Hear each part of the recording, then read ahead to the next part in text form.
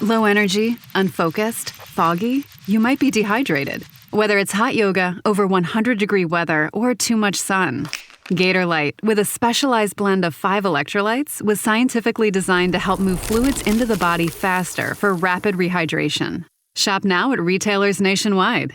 Gatorlight hydrates faster than water. Is it in you? Symptoms noted are signs of mild to moderate dehydration. Consult a healthcare professional if symptoms persist.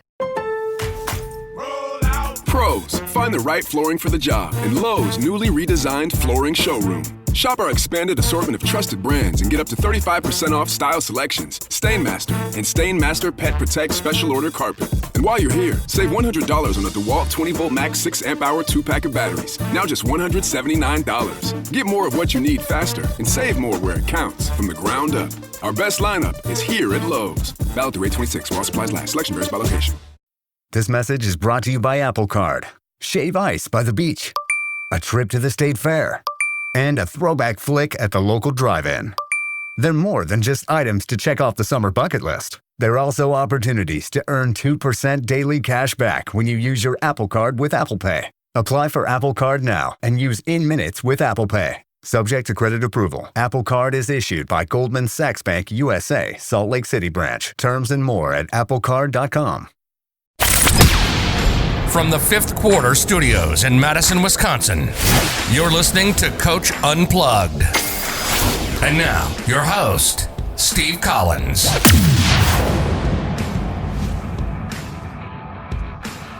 Oh, happy Friday. It's Friday. I did promise last week. It's Friday. Episode 651, last episode with Coach White. But before we jump into that, I'd like to give a big shout out to our 2 sponsors. First of all, Dr. Dish. The place that you should go when you need a shooting machine. Second to none customer service, second to none breaking it down, second to none, how durable and easy to use it is. So go over and check them out. Mention Coach Unplugged, and they'll give you $350 off your next purchase. Also, go over and check out teachhoops.com for coaches who want to get better. It's my plea at this point. If you want to become a better basketball coach, summer's a great time to do it. It is. I do it to try to get back. I do all these podcasts to try to give you all information. But it's not, I spend thousands of dollars on hosting and editing and all those kind of things. And joining teachhoops.com can help defer that cost for me. But it's my way of giving back. I have no problem doing it. But if you'd like to help the podcast out and want to help yourself out and become a better basketball coach, go over and check out teachhoops.com for coaches who want to get better. Talk to you soon. This one is we call this one from the circle. Okay.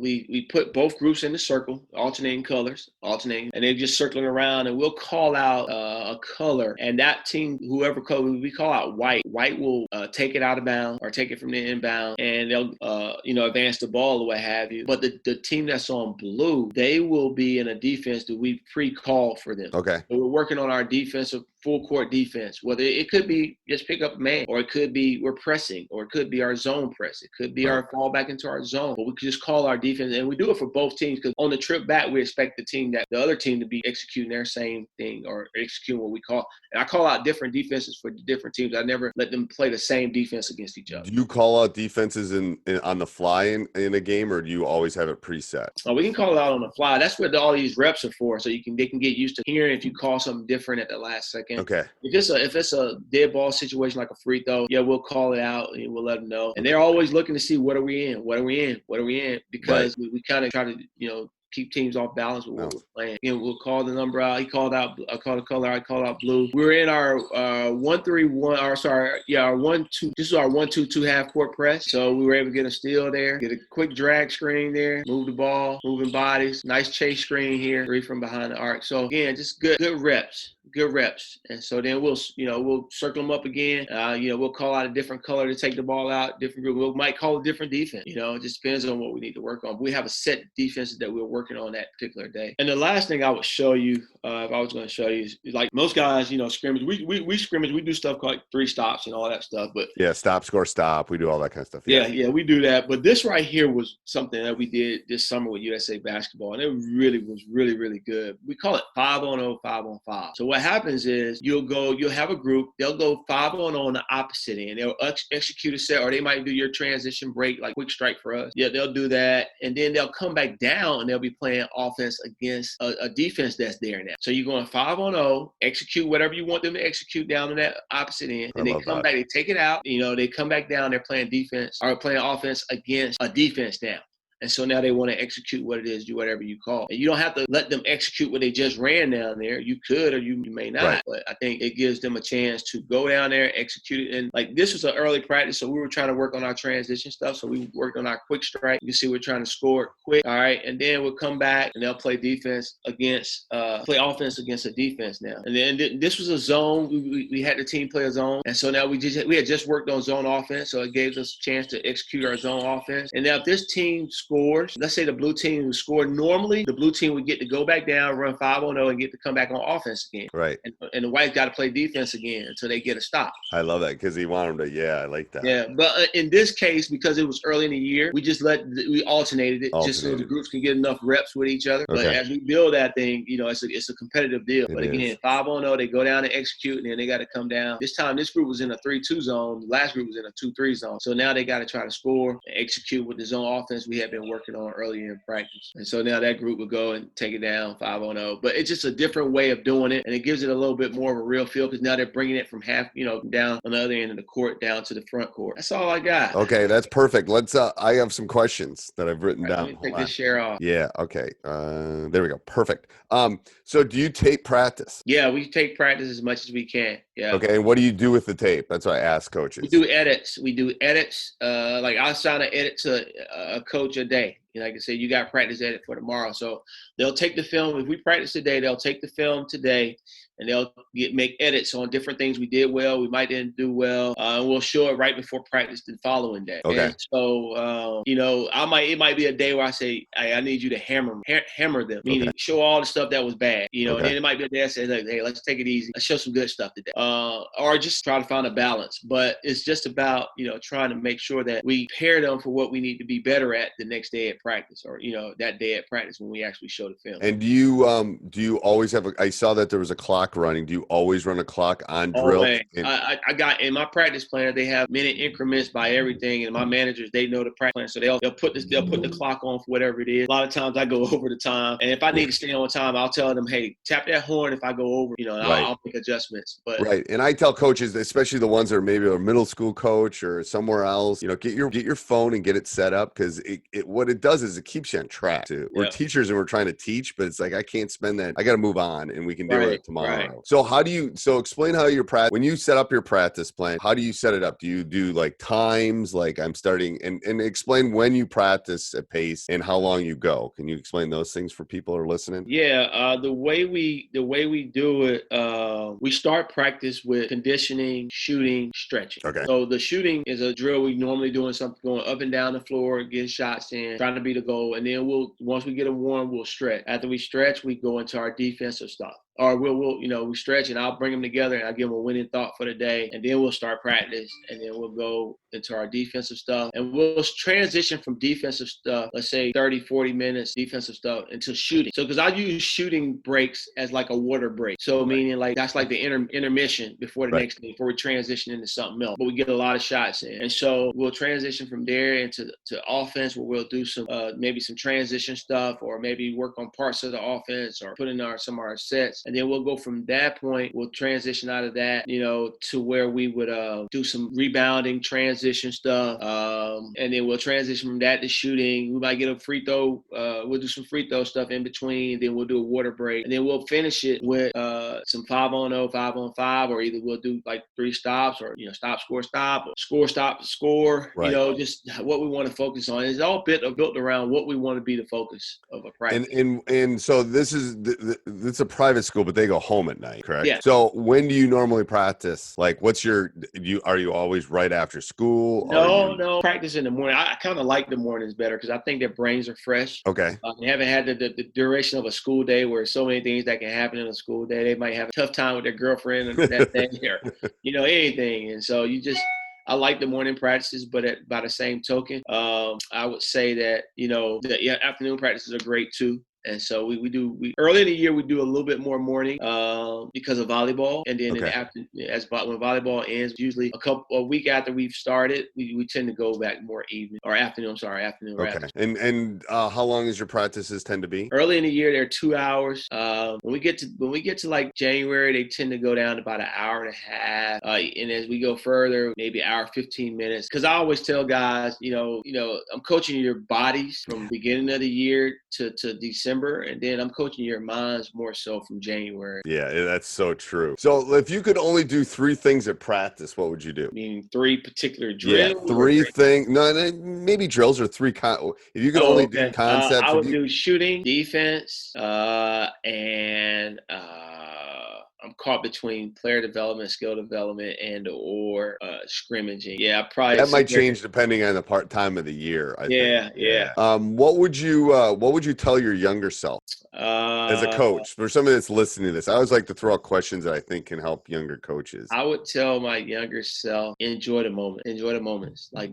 the good moments. Like sometimes I get caught up looking at the next thing. I'm always caught looking at the next thing, and this is probably one of the silver linings to this time right now is that I can't look to the next thing because we don't know when the next thing is, and so got to enjoy the moment now. So I'm enjoying family time. I'm enjoying just, having a chance to just kind of reflect and think about different things and not have to be under the gun of what's next in my own mind. And good. Now, I told my wife the first 2 or 3 weeks of this quarantine, I think I've been the most relaxed I've been in 30 years. Because now I don't know if that's the case anymore, but it was like I wasn't doing 85 different things. Like I wasn't worried about buses and the camp coming up and blah, blah, blah. Right. There's nothing to do. No one was doing anything. Like the world stopped. Literally stopped.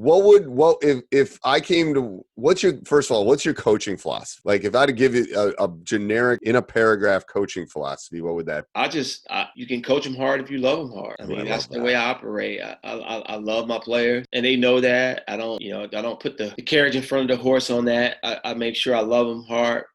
First, and then, it gives me the flexibility to be able to coach them hard because they know it's not personal. It's not anything against them. Yeah. If you want to get after them, it's like it's similar to parenting, man. If you want to, they got to know at the end of the day that there's a bed to sleep and there's dinner to be had. And, right. That you're going to get it, no matter how bad it is, you're going to get your dinner. You're going to get your, but I'm going to always love you. But I'm always going to love you. It's like, it's very similar to that. So if I came to watch a practice and I just sat up in the upper stands and watched, what would I see? A lot of continuity going from drill to drill. You'll see, guys talking, guys always constantly trying to help each other. You would see coaches kind of spread out. And you're lucky. You have lots of assistants like me. I was watching those tapes. You're lucky. Hey, Coach, hope you're enjoying the podcast. Make sure you subscribe and like. I would ask pretty please go and leave a review. We really do appreciate those. I guess I could go pretty please go join teachhoops.com. Become a better basketball coach. Resources, like I've said in previous ones, you go spend half $500 on a clinic, or you go buy a video or do something like that. You could go spend just $29.99 and have thousands of videos and thousands of things on there to make you a better basketball coach. So go over and check it out. 2 other things. If you want to check us, our YouTube channel, Teach Hoops, just type that in 2 separate words. And our Amazon link down below. Click on that. Anytime you purchase, if you bookmark it, you won't even notice it's there, but we get a small little commission. And it does help us pay for the hosting fees and stuff. All right, let's head back to the podcast. Yeah. And they're good assistants. They're not just any assistants. They got great assistants. They wear good shoes. I can tell you that. Some they got good shoe game. My son runs a shoe business. They got good shoe game. So I tell you, they got some heat on the feet, huh? They do. How do you deal with that transition between drill? That was something early in my career I struggled with. Is there any advice you could give a young coach for that? Plan. I think that's, and you got to kind of walk through your practice in your mind, even when you're planning. You got to figure out, okay, is this going to be a good transition? Is this a good segue to this? You got to connect the dots. You got to kind of build practices as you got to build them. You can't just plan them. You got to just plan and build them. So you're working on the right things and you're transitioning the right way to the next drill. That's why I say the shooting breaks, like I call shooting breaks are like water breaks for us, because we transition out. We might be going like about to get ready to pull each other hearts out on defense. And then we'll transition into some shooting because I need them to kind of bring it back, because we're getting ready to bring it back up again when we we get ready to go into our transition rebound, where it's going to be physical. It's going to be, nip and tuck. But, you just try to kind of like loosen it and then tighten it back up. I would just say plan. You got to plan. You got to play the practice during your mind. And it's like building a lesson. It's like building a lesson. I'm a math teacher. I'm building the lesson when I go into class. You're building a lesson. You're building, and trust me, there's going to be times where my lesson sucks. And I didn't do it well second hour. I got to fix it for third hour. Absolutely. Same with, I tell everybody, I can't have a bad practice. Right. Coach, I can't have a bad practice. Meaning, in not a literal sense, but just making sure that I do what I'm supposed to do to make sure that we're getting the most out of that particular practice. Because you don't want to waste the practice ever. You never want to waste the practice. They're very finite. Can you? Is there one coaching moment we could dive into that would be that would the audience could learn something from in your career? Something that happened in your coaching that we could dive into that would be beneficial for the listener. A moment. Could be a success.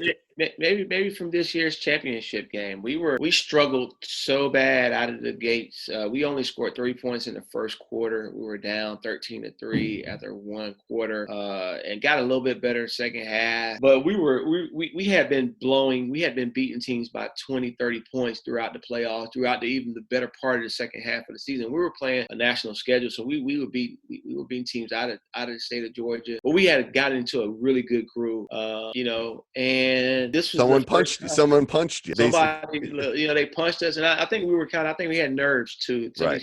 These kids had never played in the state championship. Right. So halftime, something just dawned on me to where most people would have thought that I went in and I threw every chair in the wall and overturned every table, and I did exactly the opposite. I just went in calm and said, "Hey guys, we're not out of this game. I don't see us being out of this game," because I didn't feel like we were never out of the game, even though we were not playing well. We were getting beat at one point by double digits. I just said we're not playing the game where we're capable of playing. We just got to make adjustments, make some shots, and we got to get into our defenses so we can kind of switch defenses around. We weren't able to make shots, so it took away our press, took away some of the things we wanted to do, kind of create an advantage. And I started seeing the light bulbs turn on in their eyes as I was talking to him, like, "Oh, he's not going to yell, he's not going to fuss, he's not going to tell us how bad we were." And they came out, you could tell they had a renewed confidence. And I say that to say to the younger coaches, sometimes it doesn't take all the yelling and screaming and hollering. Sometimes it just takes a mild approach where you just kind of say, "Hey, these are the things we got to do. We're better than this." And they got to hear that and believe that in you. And our team did, and they came out, and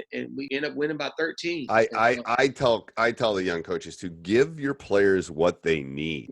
I might go yell at them if we're playing a horrible team in our league and we're up 20 and they're not playing well. Then I might, at that point, that's a veteran coach. I'm going to compliment coach. That's a veteran coach. You knew at that point that they were probably nervous. They weren't shooting well. They needed calm at that point. They needed, hey, the storm is coming, and we're gonna put the ship through the storm, and then we're gonna come out on the other side, and we're gonna be good. And that's what I think that's what you and I have coached so many freaking games that you could sense that. I can sense that when my guys need this now. They need calm, Absolutely. We're down 2 with 33 seconds to go. They need calm. They need, well, we've done this. Here's what we're going to do. Because they're going to feed off your energy. And so if you give out a whole bunch of negative and boisterous energy, they're going to feed off of that. And it's going to make them kind of be very wired to where they're worried about the next mistake. Or if this team comes out and score the first 2 baskets of the half, we're done. We've lost. And and to be honest with you, when we lost in the tournament trail this year, we had the worst shooting game of the year. The team we played had their best shooting game of the year. Stuff just happens sometimes too. It does. There's nothing. I mean, it ticked me off at the time. Like, oh, didn't I rest them enough? But it was like 22% differences in their shooting percentage and ours. Literally, you could play that game 100 times, and that happens maybe once. It just happened to happen on that one. It is what it is. As a coach, you kind of learn that. What do you think's the biggest change you've seen in the last 20 years in the game? How it's probably the position. How it's come as positionless. I mean, you got 6'8" guys that shoot 3-pointers, and they don't play inside. They just, they're like big wings now. You want Giannis. I mean, that's literally what it is now. It's amazing how that works. But yeah, that's the biggest thing that or one of the biggest things. Yeah, I think because I grew up in the era of Isaiah Thomas, and I grew up in the years of like Shaquille. I mean, there was a point guard. Like, that's where Magic kind of changed the game forever. I personally think Michael's probably the best player ever, but I think Magic probably changed the game. Yeah, I love Magic. I love Michael more, but I love Magic. But Magic was that, people don't realize he was that big 6'8" guard. Like, he played all positions. situation. There were people just didn't do that before, you know. He was just so good. He was so. Were you a Laker fan? You were a Laker fan then. Yeah, back then I was a Laker fan. Yeah, because people don't understand. Like in the '80s, it was like war. You either Lakers or Celtics. There was no in between. Basically, like, it was literally you know. Some people like Detroit in the middle, but you were either a Laker or Detroit fan. There was no questions about it. All right, I'm going to ask you some quick questions. This is kind of our last segment here. I call this rapid fire. What's your favorite brand of basketball? Like the ball you actually play with? Well, the kids like the Wilsons. The ones we just had this year, we did Evos. Okay. They're like a new ball. They like that. We like the Nike balls too. What's one word to describe your ideal player? Committed. Okay. If you could go to one sporting event in the world, what would it be and why? The Masters. Seemed like it's just one of the biggest events that's just unreal. You're close too. I'm close, and I haven't been yet. But I thought that was going to change this year. Somebody had an inside track that it was going to change this year. But maybe now, could you make it to Augusta, go and then drive back home? Oh yeah. Okay. I do that every year for Peace Jam. I mean, it's only like 2 hours, maybe max. 2 hours. An hour and a half. Your favorite pregame meal? It's got to be the chicken and pasta. One skill not being taught in the game today. Back to the basket. Yep, butt to the basket, man. Nobody does that anymore. What's one thing you do to relax? Music. Okay. Music. One teaching technique you think that's important? It's a lot of them that's important, but the one that probably stands out most to me is attention to detail. Okay. Make sure that everybody's prepared. Best player of all that you've seen in person. Best player you've seen in person. Kobe Bryant. I don't mean to throw that. I know the USA coach, like, man, oh man, it's like I don't want you to take anybody off. Best player of all time. Michael Jordan. He never lost in the final. The Last Dance has proven to me that he is the best. He never played a game 7. He just embodies what competing and winning is about. Yeah. No matter what people say. One thing that helped you become a better coach. Think and thank. And what do you mean by that? I think those are the two things you got to do a lot of as a coach. You got to think and you got to think. Okay. You got to thank people and you got to think. I do, and I think people do the first one. They don't thank people enough. Yeah. To be honest with you, because I mean, how many doors have been open for you? How many doors have been open for me? Because of this round little thing you put in this rim. I mean, it's crazy. Best game you've seen in person? Probably it was when the Spurs were playing Cavs, and the Cavs were down. I think 2-0 maybe. I think that was 2007, 2008, one of those years. LeBron's first finals, I think. I thought it was a great game. They ended up losing. The Cavs ended up losing, but it was a great, great game. That's the one that comes out first and foremost. If you haven't seen LeBron in person, I know he's getting near the end here, but it's just like it's like watching Giannis. It's like those bodies just they're not normal. Yeah, I love LeBron too. I love LeBron. I think he's. I think people who are always trying to compare him and Jordan are so disillusioned because he's not Jordan. He's Magic. He's more Magic than he is Jordan. Yes. And he's he's a different player, but we should be trying to enjoy these last few years that he's going to get a chance instead of sitting here trying to make comparisons. He wants to play against with his son is what I hear. Yeah. What I don't think people realize, especially with these guys, is, and I see this with Wesley, a couple of my players that play in the NBA, they take care of their body. You know what I mean? This dude puts $1 million into his body. I know. I mean, that's what they don't realize. It's like they understand that it's like a Ferrari. I mean, their bodies are a finite thing, and that's why he's still playing. Right. He's still playing because he's done that, to be honest. Right, he's been able to afford it, but he's been able to do it. One word to describe your coaching style. Competitor. Best basketball coach of all time. I know people hate that one. I got to go with John Wood. Because he was a character coach. That's what gives him the edge for me. He won a lot of championships, but I thought he did it because what most people don't realize is most of the people that won lost. Like Coach K almost lost his job. Wooden lost early. Like you can learn some things from that. One book you'd recommend? Start with Why. Simon Sinek. That's I think great that's book. great for leaders, coaches, in all walks of life. All walks of life. I mean, and that I did that with my practices. I did that with my pregame. Like 5 years ago, I read that book and it's like, why am I doing these things in pregame? They're useless. We never do them in a game. So I basically have revamped how I do, the 20 minutes for a game, all that stuff. It's like, ask yourself. It's like about life. Everything you should ask why. One thing you tell a young coach, one thing. Never waver on the amount of confidence you have in yourself. Always believe in yourself. Yep. Believe in what you're doing. And invest in yourself. Well, Thank you, Coach. I really appreciate taking a Saturday. I guess it's Saturday. It feels like every day is Saturday. But, right. I appreciate taking the time. Thank you. Thank you. Hey, Coach. Hope you enjoyed that. If you did, okay, go join teachhoops.com for coaches who want to get better. you want to become a better basketball coach, let me help you. Where else can you find a mentor for, a dinner at McDonald's, basically? Let me help you. Not only resources and communities and handouts and one-on-one calls and office hours. It's got a little bit of everything that will help you become a better basketball coach. Also, go over, subscribe and leave a review. And if you're going to do any shopping on Amazon, click down below. We would appreciate it. All right. Have a great